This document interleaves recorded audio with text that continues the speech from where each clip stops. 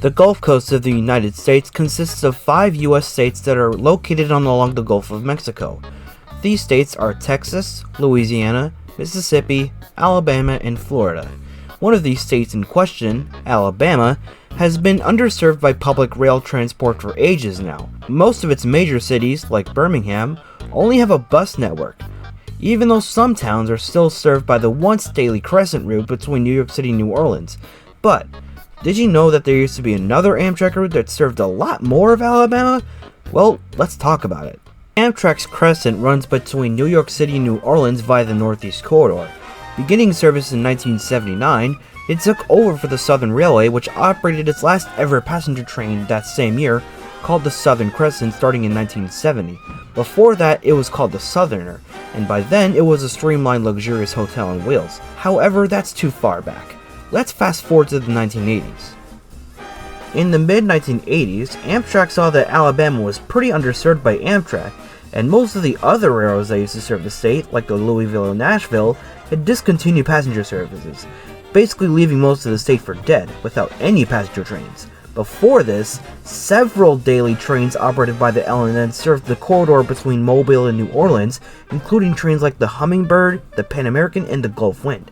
However, the last of these trains were discontinued in 1971, just before Amtrak's inauguration. Amtrak thought, hey, since the Crescent already serves some parts of Alabama, why not create a new service that branches off of the current route and serves more stations in the state? Because of this idea, on October 27, 1989, the Gulf Breeze was born, making its inaugural run to Mobile, Alabama from Birmingham, with regularly scheduled daily service beginning October 30th. Amtrak once again served Mobile after a nearly 5-year wait period. The Gulf Breeze was a service that ran with the Crescent until Birmingham, and then it branched off southbound to serve several more towns in Alabama before reaching Mobile, another major city in the state. Rolling stock typically consisted of an EMD F40PH or GE P40DC Genesis locomotive with quite a variety of train cars. At max, it would have 4 to 5 cars, ranging from standard Amfleet coaches to heritage diners and lounge cars. It even had roomettes, for crying out loud. The Gulf Breeze's route went from New York City to Mobile, Alabama via the Crescent, which follows the Northeast Corridor. It made a total of 31 stops, starting at New York's Penn Station and then serving the following: Newark, Penn, Trenton, Philadelphia, Wilmington, Baltimore, Washington, D.C., Alexandria, Manassas, Culpeper, Charlottesville, Lynchburg, Danville, Greensboro, High Point, Salisbury, Charlotte, Gastonia, Spartanburg, Greenville, Clemson, Toccoa, Gainesville, Atlanta, Anniston, and Birmingham. At Birmingham, the Crescent would branch off to New Orleans. Beyond Birmingham, the Gulf Breeze continued south on the ex-L&N main line to serve Montgomery, another Greenville, Evergreen, Bruton, Atmore, Bay Minette, and finally closing in on Mobile.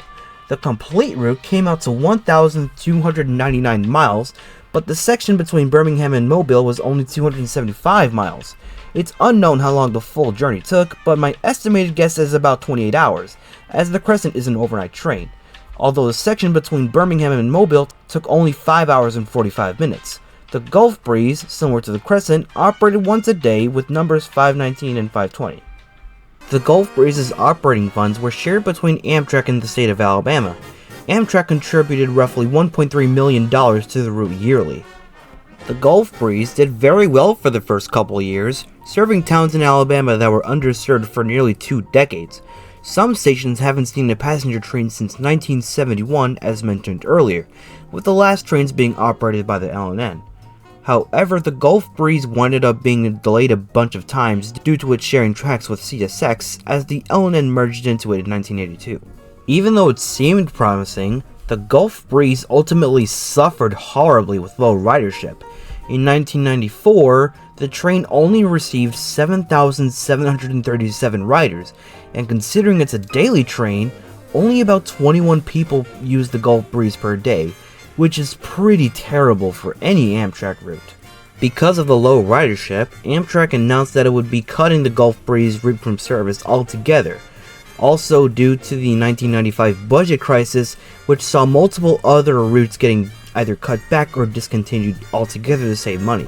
The last run of the Gulf Breeze took place on April 1st, 1995, leaving most of the stations it served with no passenger service yet again. Although it's not over just yet. Amtrak Thruway launched in 1993 to provide alternate bus services to places that Amtrak either didn't serve or didn't have a direct train to serve those places. A Thruway service was added in 1995 to run between Birmingham and Mobile that was operated by Greyhound. Thankfully, it still runs today. Post-Gulf Breeze, another Gulf Coast service existed called the Gulf Coast Limited between 1984 and 1997.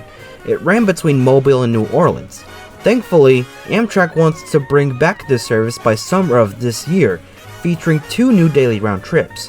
Hopefully they will actually follow through on this. If anyone knows anything else about this proposal, let me know in the comments, cause I would love to learn more. Today, the only station formerly served by the Gulf Breeze that's still active today is Birmingham, Alabama. It's served by the Crescent, which as mentioned earlier, operates once a day in each direction between New York City and New Orleans via the Northeast Corridor. From there, it continues on to serve Mississippi and Louisiana. The whole route takes about 31 hours between the Big Apple and the birthplace of jazz. New Orleans is also served by the City of New Orleans service to Chicago and the Sunset Limited service to Los Angeles. The Gulf Breeze was a vital link to other major southern cities, bringing passenger service back to many underserved towns within Alabama whilst hosting connections to another Amtrak route. It sucked that basically nobody used it, which is what ultimately led to its demise. It was certainly one of the many unique Amtrak routes that used to roam the rails. Multiple of the towns it used to serve still unfortunately remain underserved, but hopefully it won't always stay that way. This has been the story of Amtrak's Gulf Breeze, Alabama's other Amtrak train. Thanks so much for watching, and as always, I'll see you in the next video. Have a great day.